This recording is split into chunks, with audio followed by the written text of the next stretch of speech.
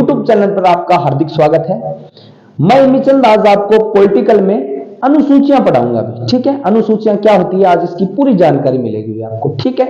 इससे बाहर जाने वाली कोई चीज नहीं होगी, इतना पढ़ा दूंगा आपको आज मैं, ठीक है। तो करते हैं शुरू, क्योंकि अनुसूचियां लगभग सभी में पूछी जाती, सभी एग्जामों में आती है, ठीक है। एक आधा प्रश्न नहीं उठता, लेकिन उठता है तो आपका गलत नहीं होना चाहिए, ना ही होगा, ठीक है। एसएससी जीडी वगैरह में प्रश्न पूछ लेते हैं, ये थोड़ा ध्यान रखना, ठीक है।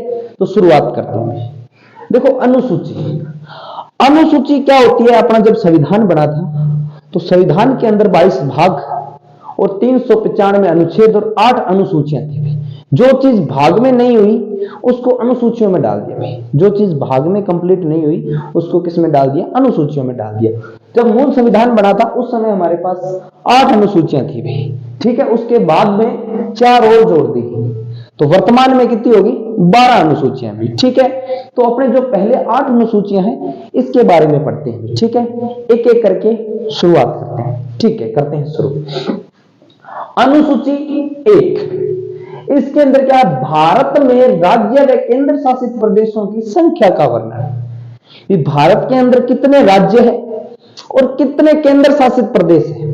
अगर अपने को ये चेक करना है तो अपने को किस में जाना पड़ेगा, अनुसूची 1 में, ठीक है। तो कितने राज्य हैं और कितने केंद्र शासित प्रदेश है, ये किस में लिखा हुआ है, अनुसूची 1 में लिखा हुआ है। जब हमारा भारत आजाद हुआ था, ठीक है, और जब संविधान लिखा गया था, जब संविधान भारत आजाद हुआ उस समय हमारे पास 14 राज्य थे और 6 केंद्र शासित प्रदेश थे। और वर्तमान में 28 राज्य हैं और 8 केंद्र शासित प्रदेश है, ठीक है। एक बात ध्यान रखना, थोड़ी सी बात बता रहा हूं मैं आपको भी, भाग 1 और अनुसूची 1 में बहुत अंतर है लेकिन दिखता नहीं है, ठीक है। भाग 1 की बात करूं, 22 भाग है ना, उसमें जो पहला भाग है उसमें क्या लिखा हुआ है, भारत एक राज्यों का संघ है, उसके अंदर मान लो भारत की सीमा घटानी है या नया राज्य बनाना है, वो बातें किसमें लिखी हुई है, भाग 1 में। अब मान लो जो कोई राज्य बना उसको काट के बांट के, मान लो भारत में से किसी भी राज्य को काटा है, बांटा है, सीमा कम की है, ज्यादा की है, उसके बाद में वो करने के बाद में जो संख्या निकलती है वो संख्या किसमें लिखी जाएगी, अनुसूची 1 में लिखी जाएगी। एक और उदाहरण देता हूं आपको, जैसे ये मार्कर है, अब ये एक ही मार्कर है तो ये तो संख्या है, तो संख्या किसमें लिखी जाएगी, अनुसूची 1 में, ठीक है। अब मैं इसके टुकड़े, ये 2 चीजें आ गई, ठीक है। मैंने इसके टुकड़े करने शुरू किए ऐसे, अब मुझे पता नहीं मैंने इसके कितने टुकड़े किए, मैंने इसको इकट्ठे कर लिया। मैं जो काटने का काम कर रहा हूं ना, ये भाग 1 के तहत कर रहा हूं, कम करना, सीमा को और ज्यादा करना है ना। इसको काट दिया, मैंने काट दिया, अब काट के मैंने इकट्ठा कर लिया। अब मैंने इसको गिनना शुरू किया। अब गिनने के बाद मान लो इसके टुकड़े 25 टुकड़े हो गए, तो जो 25 टुकड़ों की संख्या है ना वो मैं किस में लिखूंगा, इस अनुसूची 1 में। और जो काटने बांटने का काम किया वो भाग 1 में लिखूंगा, ठीक है। इतना ही अंतर है, ठीक है। और अनुसूची 1 में एक और बात ध्यान रखना भी, नोट 69वां संविधान संशोधन 1992 में दिल्ली को राष्ट्रीय राजधानी का दर्जा दिया गया था, ठीक है। ये बात ध्यान रखना। और इसके अंदर वो भी चीजें लिखी जाती है, जैसे 2 जून 2014 को तेलंगाना नया राज्य बना, 29वां, ठीक है। तो ये भी चीजें इसमें लिखी जाती है, कब बना, कौन सा राज्य बना, तो वो भी इसमें लिखा जाता है, ठीक है। तो अब करते हैं अनुसूची 2, ठीक है। अनुसूची 2 में क्या है, संवैधानिक पदाधिकारियों के वेतन व भत्ते। देश के अंदर जितने भी काम करते हैं, जितने भी बड़े बड़े पद है देश के अंदर, जितने भी काम करने वाले नेता हैं, उन सब पदाधिकारियों को पैसे, कितने पैसे किसको देने हैं, वो सब किस में लिखे हुए हैं, अनुसूची 2 में लिखे हुए हैं।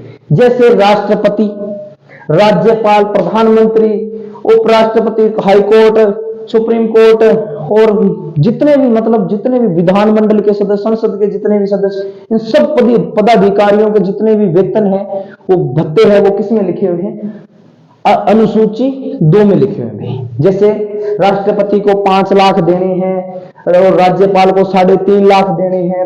मान लो प्रधानमंत्री कहेगा भाई मेरा वेतन चाहिए, मुझे पैसे चाहिए, तो कहे कहां लिखा होगा तेरे को इतना वेतन देना है, कहां लिखा होगा, तो अनुसूची 2 खोलेंगे, उसमें देखेंगे राष्ट्रपति 5 लाख, प्रधानमंत्री आए, प्रधानमंत्री का वेतन है 1,60,000, हाँ ठीक है भाई, 1,60,000 प्रधानमंत्री के महीने वाले दिन खत्म गाल दे भाई, पीछा सीधा ही बात आई समझ में। तो वेतन और भत्ते किसमें है, अनुसूची 2 में। वेतन और भत्ते में अंतर, थोड़ा सा अंतर होता है, वेतन क्या होता है? जैसे मैं पढ़ा रहा हूं, ठीक है, अब ये जो पढ़ाने का जो मुझे पैसा मिलेगा ये तो होगा वेतन। और भत्ते क्या होगा? अब मेरे पढ़ाने के साथ साथ क्या है, मेरे स्वास्थ्य का और मेरे परिवार का भी ध्यान रखती है अभी सरकार। कैसे? जैसे मान लो मेरे घर में बेड है, तो सरकार मेरे को कहेगी इमीचंद जी लो 5,000 रुपए, 6 महीने बाद 5,000 रुपए कर देगी, आपका जो बेड है इसका गद्दा पुराना हो गया है और आप क्या करो नया ले आओ। फिर मेरे को 2-1 महीने बाद 15,000 रुपए देगी, आपकी खिड़कियां हैं जो ये खिड़कियां चेंज करवा लो, लट्टू चेंज करवा लो। तो ये थे भत्ते। दीपावली को पटाखे लेने के लिए पैसे दे देंगे, ठीक है, मिठाई के लिए पैसे दे देंगे, होली दीपावली जो भी त्योहार आता है उस पर जो मिलते हैं ना, बोनस मिलता है, वो पैसे मिलते हैं, उसको भत्ते बोलते हैं। ठीक है, बात आई समझ में? ठीक है, ये अनुसूची 2 में क्या है? पदाधिकारियों के वेतन व भत्ते। अब चलते हैं अनुसूची 3 में। अनुसूची 3 में क्या है भाई? संवैधानिक पदाधिकारियों की शपथ का प्रावधान है। यानी पैसे दे दिए, पहले पैसे दे दिए, उसके बाद में उनको शपथ दिलाई जाएगी। यानी अनुसूची 3 में क्या है? जो देश के अंदर नेता लोग, जो ऊपर वाले नेता लोग हैं, नीति है, इनको शपथ दिलाने, शपथ है, शपथ का क्या है? प्रावधान है भी। ठीक है, एक बात ध्यान रखना, शपथ 2 प्रकार से दिलाई जाती है नेताओं को। जो भी पदाधिकारी है उनको शपथ 2 प्रकार से दिलाई जाती है भाई। सर किसी दो प्रकारों, देखो भाई, पहली तो होती है पद की और दूसरी होती है गोपनीयता की। ट्रेन आओ यार, ट्रेन टपक दो।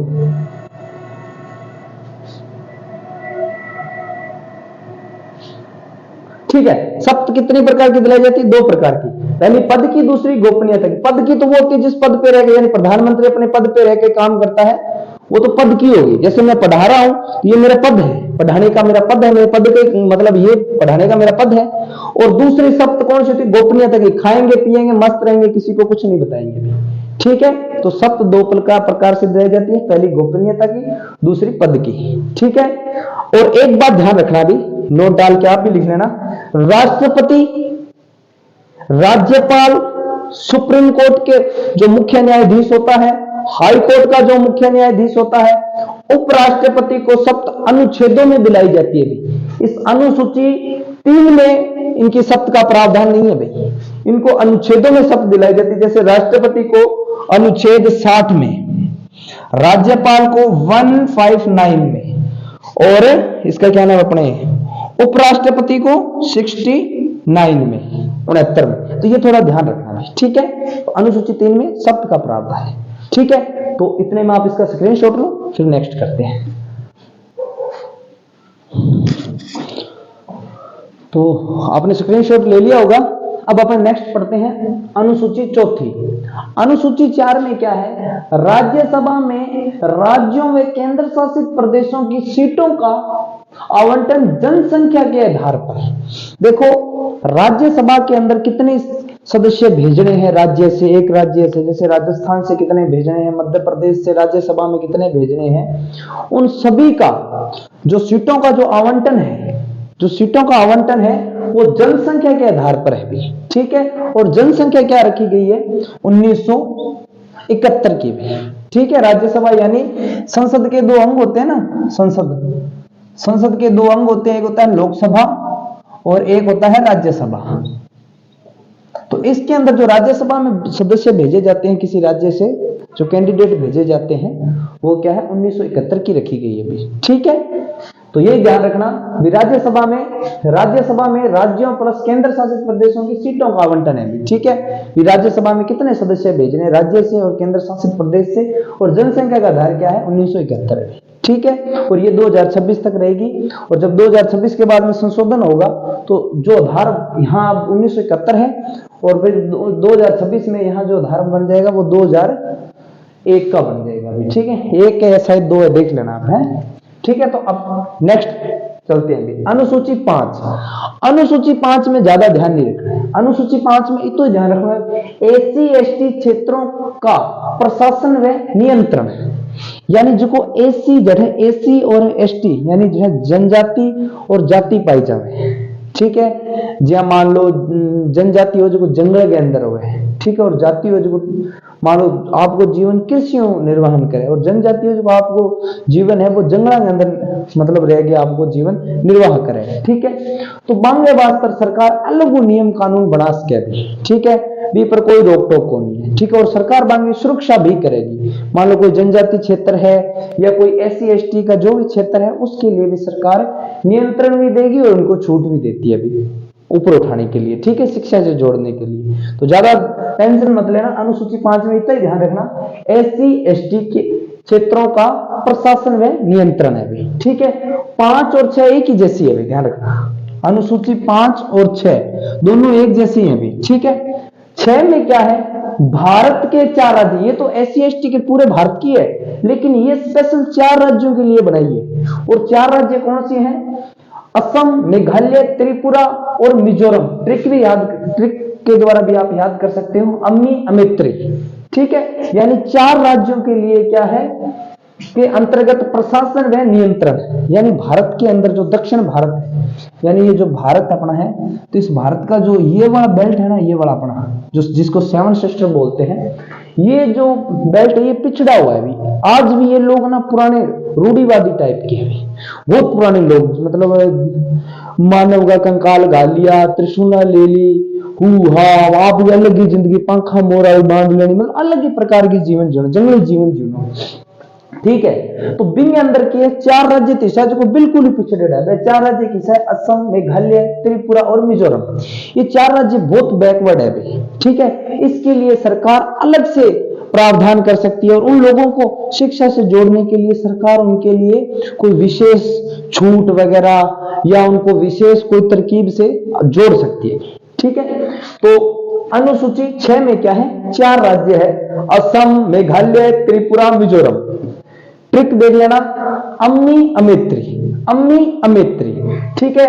यानी 4 राज्य कौन से भी, एक बार और रिपीट मारो मेरे साथ, असम, मेघालय, त्रिपुरा, मिजोरम। जो ये 4 राज्य है भारत के अंदर, इन 4 राज्यों को क्या है, सरकार प्रशासन व नियंत्रण करेगी बेस पर, ठीक है। इनके लिए अलग से छूट, अलग से कुछ भी मेडिकल वगैरह कुछ भी, जो भी सरकार को अच्छा लगेगा, इनके लिए प्रयास करेगी, इनको समाज से जोड़ने के लिए, क्योंकि ये बैकवर्ड एरिया है, ठीक है। ये अपने आप को अलग ही बिरादरी के लोग समझते हैं, ठीक है। भारत के अंदर देखो इतना सुंदर संविधान है कि सभी को साथ में लेकर चलते हैं। एक कविता पढ़ी थी मैंने, कविता नहीं, वो पता नहीं मुशायरा ही होगा।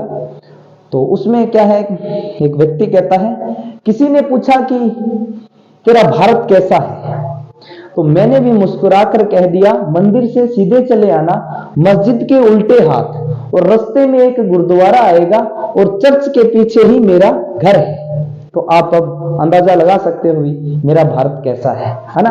तो भारत के अंदर सभी चीजों को ध्यान में रखा गया है। अनुसूची 6 इसीलिए जोड़ी गई है ताकि कोई समाज अपने इस भारत के अंदर कोई पिछड़ा न रह जाए, कोई जो बैकवर्ड जो तरीके से जो जनता जी रही है, उनको वर्तमान में कैसे जिया जाए, यानी मैंने वर्तमान के अंदर किया लिया हुआ है, वर्तमान के साथ दिन किया जोड़ो जावे, सारा का सारा प्रयास लिखा है संविधान में, ठीक है। तो घबराने की कठिन जरूरत कोनी है, ठीक है। थाने इतना ही ध्यान रखना, अनुसूची 5 के अंदर SC और ST, भारत के अंदर कठी SC ST वर्ग बैठे, बांग्ला वास्तर सरकार के प्रयास करेगी माने ऊपर उठाने को भी, ठीक है, और मान नियंत्रण है, ठीक है। अनुसूची 6 में के 4 राज्यों को प्रोटेक्शन दे, मात्र 4 राज्य किसा किसा है? असम, मेघालय, त्रिपुरा। अंग वास्तर सर आने शिक्षा जोड़ने वास्तर सरकार कुछ भी प्रयास कर सके, ठीक है। अब चलते हैं अनुसूची 7। अनुसूची 7 में क्या है?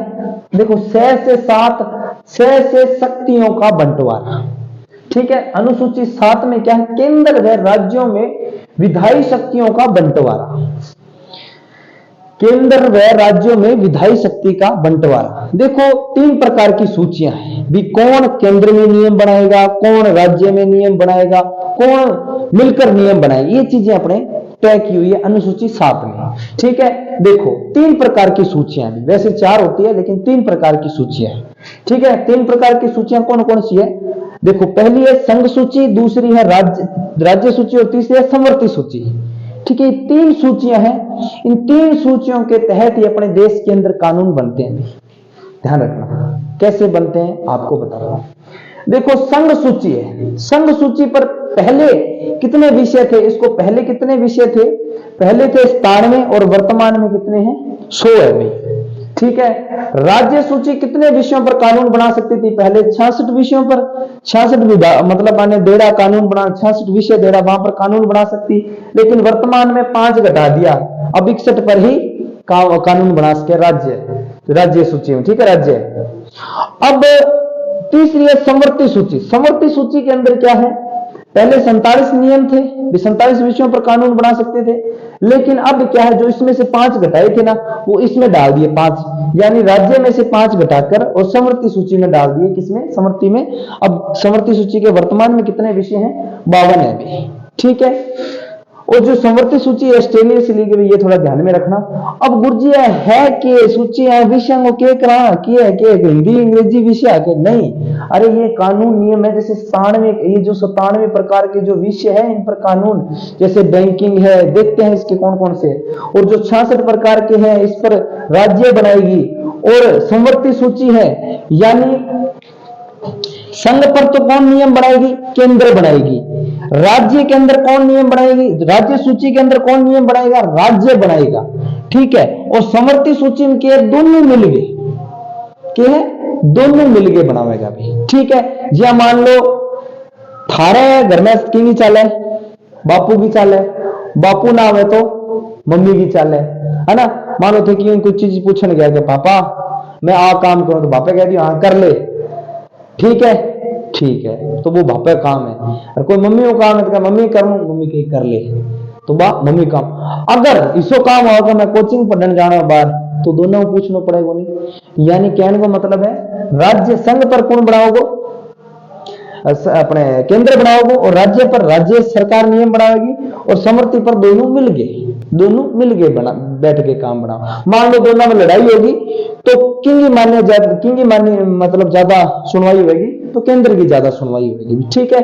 अब देखते हैं संघ सूची के अंदर विषय किसे हिसाब है, ठीक है। वर्तमान में 100 है और 100 विषय पर कानून बना सके। देखा भी विषय किसे किसा है, जैसे बैंकिंग मामले, विदेशी मामले, डाक, रेल, मुद्रा और युद्ध, इन सब पर जो नियम कानून बनाएगी वो केंद्र सरकार, मोदी जी बनाओगा, प्रधानमंत्री वगैरह।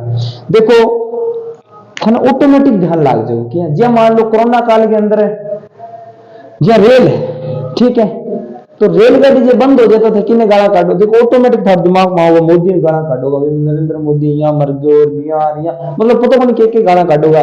वो तो एक बहुत महान प्रधानमंत्री है जबकि ने इतनी गावा सहन करके नॉर्मल रह रही, ठीक है, क्योंकि देश का लीडर बनना बहुत बड़ी बात होता है, ठीक है। रेलगाड़ी की अगर समस्या है तो आप किन्हें गाड़ी काटा, भजनलाल जी ने तो कौन काटा, आप सेंटर में सीधी गाना अपन ऑटोमेटिक ध्यान लगे वो विषय क्यों है सेंटर। मान लो गैस महंगा होगा तो किन्हें अशोक गहलोत ने गाना काटा, मोदी ने गाना काटा, क्यों? क्योंकि वो विषय बिंगो है, काम ही बिंगो है, ठीक है। डाक है, डाक पोस्ट ऑफिस वैकेंसी आया करे तो सेंटर की है, तो बैंकिंग का काम है सारा बिंगा। बैंकिंग है, बैंक का जितना ही मामला है, आरबीआई पैसा छापना है कौन छापना, वह सारा काम है राजस्थान में है क्या भजनलाल जी करवा है कौन करवा, तो आप ऑटोमेटिक अपन ध्यान लगे सेंटर को मामलो है, ठीक है। जब विदेशी मामला है, कोई अमेरिका को राष्ट्रपति आवे तो भजनलाल जी जाए बैठे, नरेंद्र मोदी बैठे, कहने का मतलब है ऑटोमेटिक अपने दिमाग में भी आई आवे, ठीक है। ये विदेशी मामला है, बैंकिंग है, डाक है, रेल है, मुद्रा है, युद्ध है, ये सारा काम किंगा है, ये सेंटर का काम है भी। आप पर नियम कानून जो को भी बनेगा और है 100 विषय है, आप पर कानून कौन बनाएगा? संघ सेंटर बनाएगी भी, ठीक है। यानी संघ सूची के अंदर सेंटर कानून बनाएगी। राज्य सूची में देखो भाई 61 विषय, जो मान लो पुलिस की वैकेंसी ना हो तो फिर किन्हें गाड़ा काटो, क्या राजस्थान पुलिस की वैकेंसी फिर जो भजनलाल जी ने गाड़ा काटो, क्योंकि वो मामलो अंग है, जो जेल है, कृषि है और जन स्वास्थ्य है, तो हॉस्पिटल को नहीं खोलिया, स्कूल को नहीं खोलिया, तो ऐसा सारा काम किंगा है राज्य सरकार का ही तो है ना। ग्राम पंचायतों का गठन है, ये सारा किंगा विषय, इनका विषय राज्य के अंदर। तो आप ऑटोमेटिक अपने दिमाग में आप बिना गड़ा करना, या अशोक गहलोत जी ने आप नया जिला बनाना, विषय किंगा अशोक गहलोत जी का, ठीक है। तो थोड़ा ध्यान रखे भी राज्य सूची का जो 61 विषय पर कानून भी कौन बनाओगे? राज्य बनाओगी। ये विषय देख लो भी, पुलिस, जेल, कृषि और जन स्वास्थ्य। उसके बाद आता समवर्ती सूची। समवर्ती सूची के दोनों मिलकर बैठ के विषय बनाओ। वर्तमान में विषय है 52, पहला है 47, जैसे दोनों के लिए आवश्यक हो, राज्य के लिए भी आवश्यक हो और सेंटर के लिए भी आवश्यक हो। जैसे बिजली है, बिजली दोनों को चाहिए, तो वहां भी कानून बनेंगे, यहाँ भी कानून बनेंगे नहीं, क्योंकि वहां जो कानून बन गया सेंटर में वही इस राज्य को मानना पड़ेगा। कई बार समवर्ती सूची पे समवर्ती सूची पे कानून बनता है तो राज्य और सेंटर दोनों को मानना पड़ता है, ठीक है, क्योंकि पावर है वो।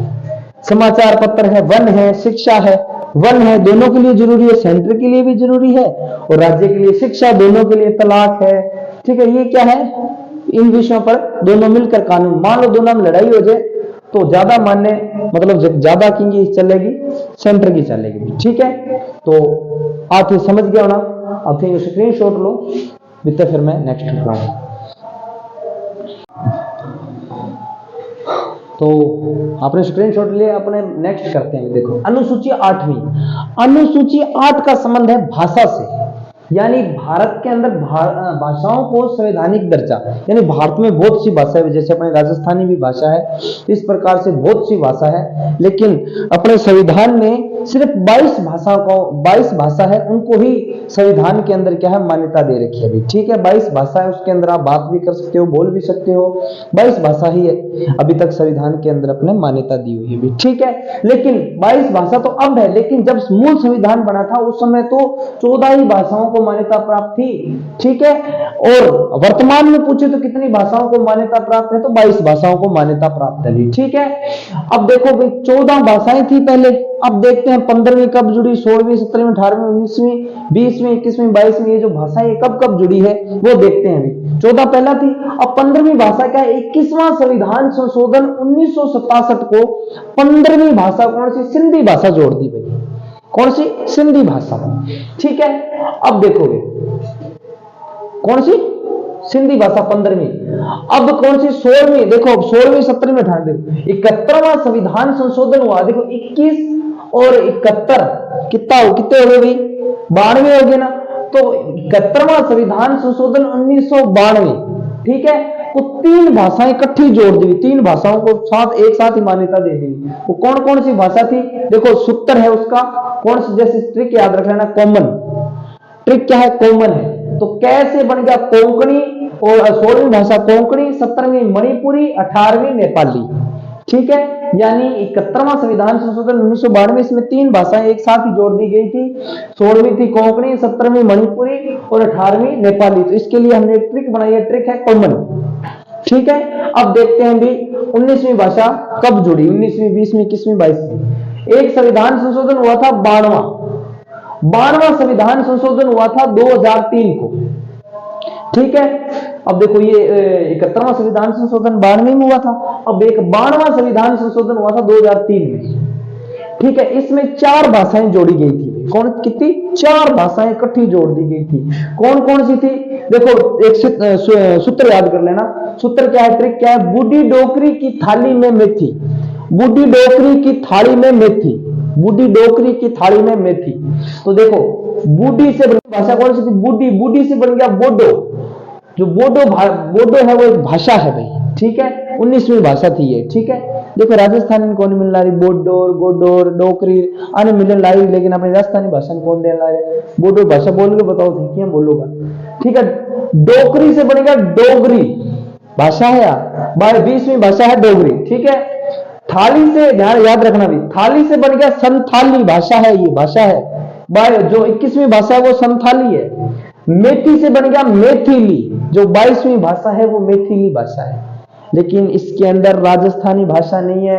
वहां से एक बहुत यहाँ से एक बहुत अच्छा क्वेश्चन बनता है, निम्न में से कौन सी भाषा को मान्यता प्राप्त नहीं है, तो राजस्थानी भाषा को मान्यता प्राप्त नहीं है, और भोजपुरी को नहीं है, और इंग्लिश जो है इसको, अंग्रेजी भाषा इनको मान्यता प्राप्त नहीं है। ऑप्शन में ये तीनों मिलेंगे, इन तीनों में से एक मिलेगा भी, बाकी तो ये मिल जाएगी, लेकिन 3 भाषाएं हैं जिनको अभी तक मान्यता प्राप्त नहीं है। राजस्थानी को पता नहीं क्यों नहीं दे रहे, पूरे राजस्थान वाले राजस्थानी भाषा समझते हैं। तो देखो अभी प्रयास कर रहे हैं लोग, क्या पता मिल ही जाए भी, ठीक है।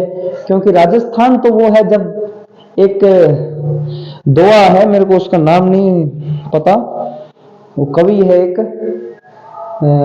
विरुद्ध क्षेत्रीय ऐसा करके वो दोहा लिखा था अकबर के, सारी उसमें अकबर की मतलब कटास करेड़ी जितनी अकबर ने गाड़ी काढ़ी बने। तो बिंग अंदर एक दोहा है, बिंगो मन दो तो याद को नहीं, लेकिन है बिंगो थाने मतलब बताऊं, दुनिया अंदर वो कह भी हिंदुस्तान के अंदर जितना भी घोड़ा है नहीं वहां सारा पर अकबर दाग लगा दिए, अकबर ये दाग गया, हिंदुस्तान में जितना भी घोड़ा है वहां पर अकबर दाग लगा दिया। लेकिन अनदाग यानी एक ऐसो हिंदुस्तानी एक ऐसो सपूत है जबकि अगर घोड़ा पर आज तक अकबर दाग को नहीं लगा सके, और वो राजस्थान के महाराणा प्रताप थे। और राजस्थान तो वो भूमि है जहां से मतलब लड़ने आई सिखाए, बाहर वाला जितना भी विदेश अठी लड़े पहला आई रोक रखे विदेशा ने 450 साल तक। राजस्थान है ना, राजस्थान का जो राजा महाराजा वहां रोक रखे विदेशियों ने। और जक टाइम 1200 पता नहीं 1192 के अंदर तराइन वो पृथ्वीराज चौहान और वो युद्ध हो, एक साल बाद में मुगलों पूरे भारत पर कब्जो कर लियो। तो 450 साल जगह राज्य रक्षा करी, आज बिना तड़पना पड़े हर चीज वास्ते। राजस्थान का बहुत कम ध्यान दीजिए, अगर जक दिन राजस्थान का ध्यान देने लग गया तो के पतो उजालो बन जाए। ठीक है, तो भी छोड़ो, आप अपने करते हैं अनुसूचियों में ना। तो अनुसूची 8 में क्या है, भाषा संवैधानिक भाषाओं को मान्यता प्राप्त है। पहले थी 14, अब 22 है। ठीक है, 15वीं भाषा थी सिंधी भाषा जुड़ी थी, और 16वीं कोंकणी, 17वीं मणिपुरी, 18वीं नेपाली, 19वीं बोडो, 20वीं डोगरी और 21वीं संथाली और 22वीं मैथिली। ठीक है, अब चलते हैं अनुसूची, नेक्स्ट पे चलते हैं अनुसूची 9। अनुसूची 9 में, अनुसूची 9 है ना, ये मूल संविधान में नहीं थी भी।